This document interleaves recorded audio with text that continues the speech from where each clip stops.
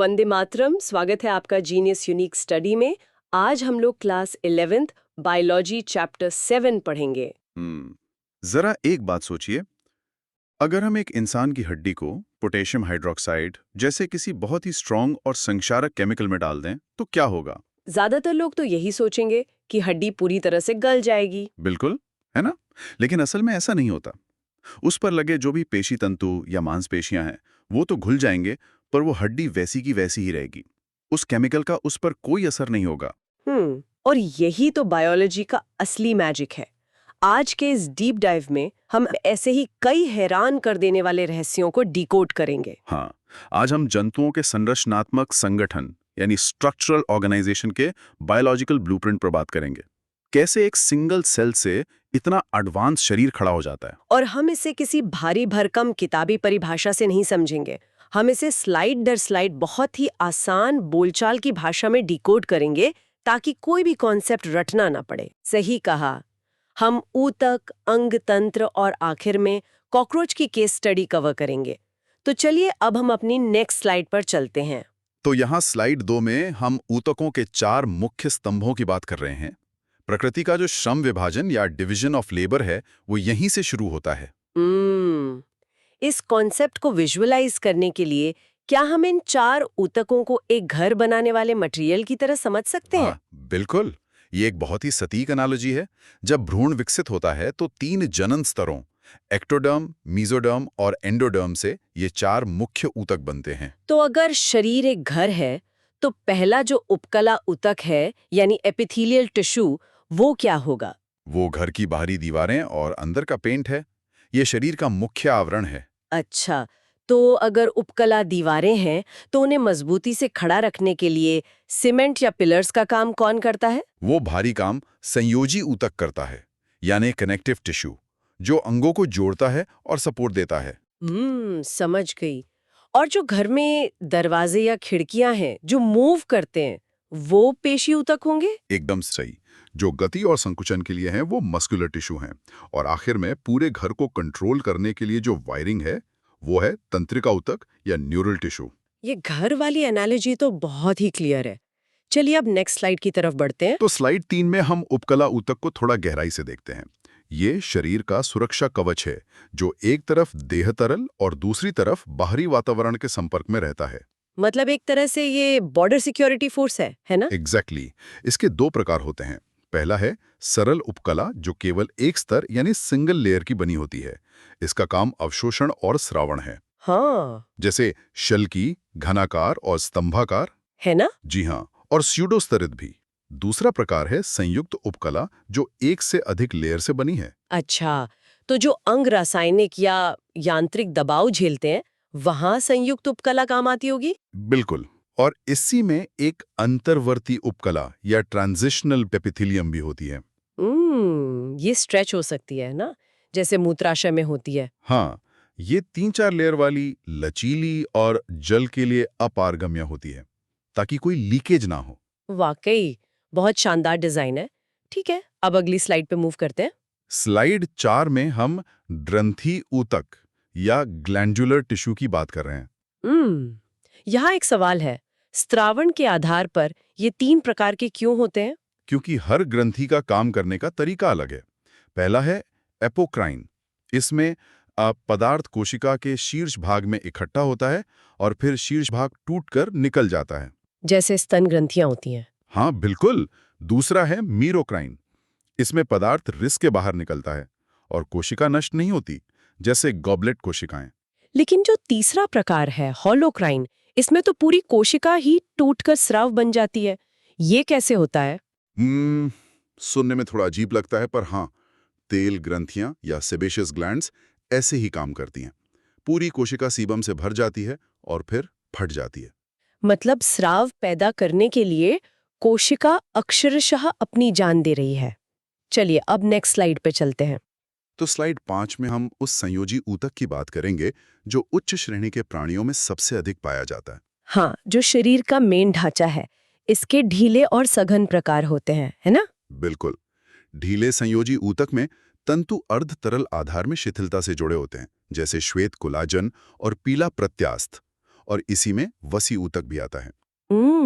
वसी ऊतक मतलब वही फैट सेल्स। जी हाँ, ये बड़ी गोल वसा कोशिकाएं होती हैं जो दोगुनी ऊर्जा देती हैं। और सबसे मजेदार बात, ये शरीर के लिए एक इनबिल्ट बबल रैप का काम करती हैं। इनबिल्ट बबल रैप मतलब ये अंगों को झटके से बचाती हैं। एग्जैक्टली। और ये ताप रोधक भी हैं। इसके अलावा सघन संयोजी ऊतक में फाइबर बहुत टाइट होते हैं। इसमें सघन नियमित होता है, जैसे हमारे कंडरा और स्नायु। और सघन अनियमित भी होता है। हाँ, जिनका अभिविन्यास अलग होता है, हाँ, जो त्वचा में पाया जाता है। एकदम सही समझा आपने। बहुत बढ़िया। अब हम अगली स्लाइड की ओर बढ़ते हैं। स्लाइड 6 में हम अस्थि और उपास्थि यानी बोन और कार्टिलेज का अंतर देखेंगे। उपास्थि तो लचीली होती है ना? हाँ, ये कॉन्ड्रिन प्रोटीन और कॉन्ड्रोब्लास्ट कोशिकाओं से बनती हैं। हाँ। और ध्यान रखने वाली बात यह है कि इसमें कोई मज्जा गुहा नहीं होती। जबकि अस्थि बहुत मजबूत और कठोर होती है। हाँ। ये ओसिन प्रोटीन और ऑस्टियोब्लास्ट से बनती है। बिल्कुल। और इसमें 35% कार्बनिक और 65% अकार्बनिक कैल्शियम लवण होते हैं। और इन्हीं खनिजों की वजह से हड्डी को KOH के घोल में रखने पर भी कुछ नहीं होता। हाँ। और हमारे दांत का 70% हिस्सा भी तो इन्हीं खनिजों से बना है। जी हाँ, ये शरीर के सबसे कठोर डिजाइनों में से एक है। काफी दिलचस्प। चलिए अब नेक्स्ट स्लाइड पर आते हैं। स्लाइड 7 में है तरल संयोजी ऊतक, जो हमारी परिवहन प्रणाली है, जो वाहिकाओं में बहता है। सबसे पहले तो रुधिर यानी ब्लड की बात आती है। इसका pH 7.4 होता है, तो ये एक क्षारीय है ना? एकदम सही। ये शरीर के भार का 4 से 8% होता है। इसके मुख्य घटक प्लाज्मा और कणिकाएं हैं। जैसे RBC, WBC और प्लेटलेट्स। हाँ। और प्लेटलेट्स में फाइब्रिनोजन प्रोटीन होता है जो रक्त का थक्का जमाता है। बिल्कुल।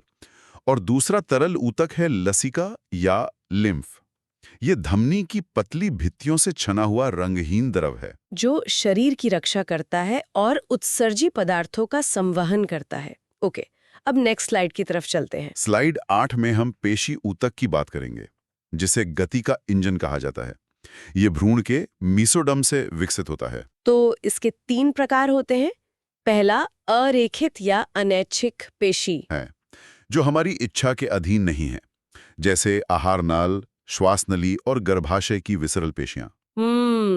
और दूसरा रेखित या ऐच्छिक पेशियां हैं, जो कंकाल से जुड़ी हैं, जैसे हमारे हाथ पैर, जिन्हें हम अपनी मर्जी से हिला सकते हैं। बिल्कुल। लेकिन जो तीसरा है हृदय पेशी, वो सबसे स्पेशल है। ये केवल हृदय में पाई जाती है। और इसमें एक बहुत ही खास बात है।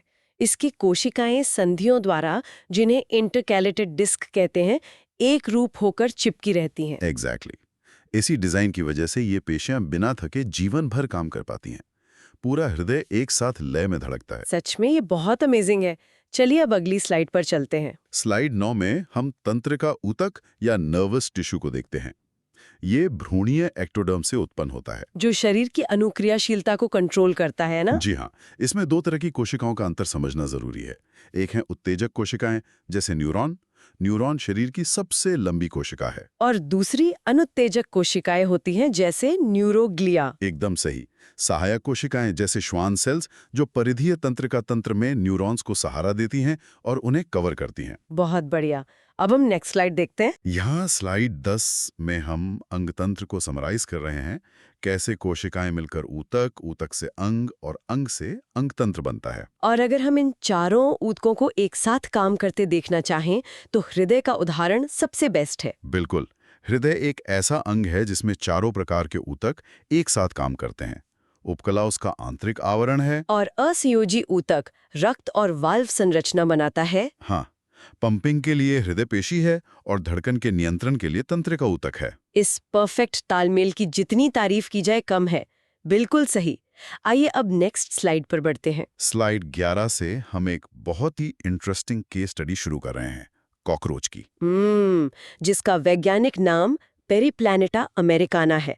ये आर्थ्रोपोडा संघ और इंसेक्टा वर्ग में आता है। जी, ये करीब 35 से 53 मिलीमीटर लंबा होता है और ये चमकदार भूरे काले रंग के होते हैं। और ये रात्रिचर और सर्वाहारी होते हैं, नम जगहों पर मिलते हैं। और सबसे बड़ी बात, मनुष्य के घरों में ये रोगों के वाहक या वेक्टर्स का काम करते हैं।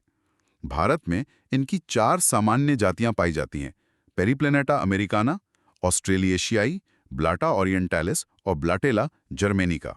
जानकारी काफी डिटेल में है। चलिए अब नेक्स्ट स्लाइड पर चलते हैं। स्लाइड 12 में कॉकरोच की बाहरी आकारिकी है। इनका शरीर मजबूत काइटिन युक्त बाह्य कंकाल से ढका होता है। और इसके 3 भाग होते हैं, सिर, वक्ष और इधर। वक्ष से ही टांगे और पंख निकलते हैं, है ना? हाँ, और यहाँ एक विशेष तथ्य है। नर कॉकरोच में पंख उदर के आखिरी छोर से भी आगे बढ़े हुए होते हैं। अच्छा, तो नर और मादा को पहचानने का ये सबसे आसान तरीका है? बिल्कुल। अब अगली स्लाइड पर आते हैं। स्लाइड 13 में कॉकरोच के सेंसरी ऑर्गन्स के बारे में बताया गया है। मुझे इसके संयुक्त नेत्र या कंपाउंड आइज के बारे में जानकर बहुत आश्चर्य हुआ। ये नेत्रांशक से बने होते हैं। एग्जैक्टली। इनमें कई ओमेटिडिया होते हैं जो इन्हें मोज़ैक दृष्टि देते हैं, मतलब वस्तु का कई हिस्सों में प्रतिबिंब बनता है। और इसके अलावा पूरे शरीर पर स्पर्श के लिए संवेदिकाएं हैं, गंध के लिए एंटनी है, और स्वाद के लिए मैक्सिलरी और लेबियम पल्प्स हैं। साथ ही श्रवण और कंपन महसूस करने के लिए गुदलूम या एनल सर्सी होता है। बहुत ही रोचक।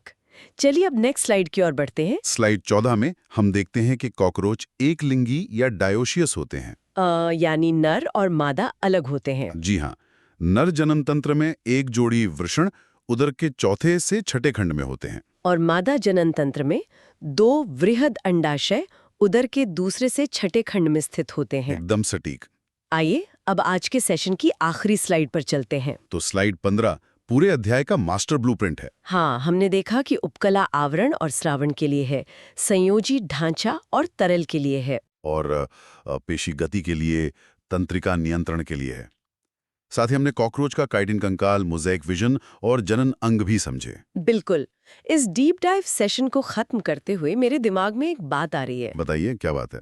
भले ही एक इंसान और एक कॉकरोच बाहर से कितने भी अलग क्यों न दिखते हों, पर जब हम माइक्रोस्कोपिक लेवल पर यानी ऊतकों के स्तर पर जाते हैं तो प्रकृति ने हम दोनों को लगभग एक ही तरह के बुनियादी बिल्डिंग ब्लॉक्स से बनाया है। एग्जैक्टली। ये हमें सोचने पर मजबूर करता है कि जीवन का डिजाइन आपस में कितना गहराई से जुड़ा हुआ है। ये वाकई एक बहुत ही गहरा विचार है जिस पर सबको विचार करना चाहिए। बिल्कुल। तो सभी स्टूडेंट्स को ध्यान से सुनने के लिए बहुत बहुत धन्यवाद। अच्छे से नोट्स बनाइए और रिवीजन करते रहिए। इस डीप डाइव सेशन को हम यहीं समाप्त करते हैं। मिलते हैं अगली बार।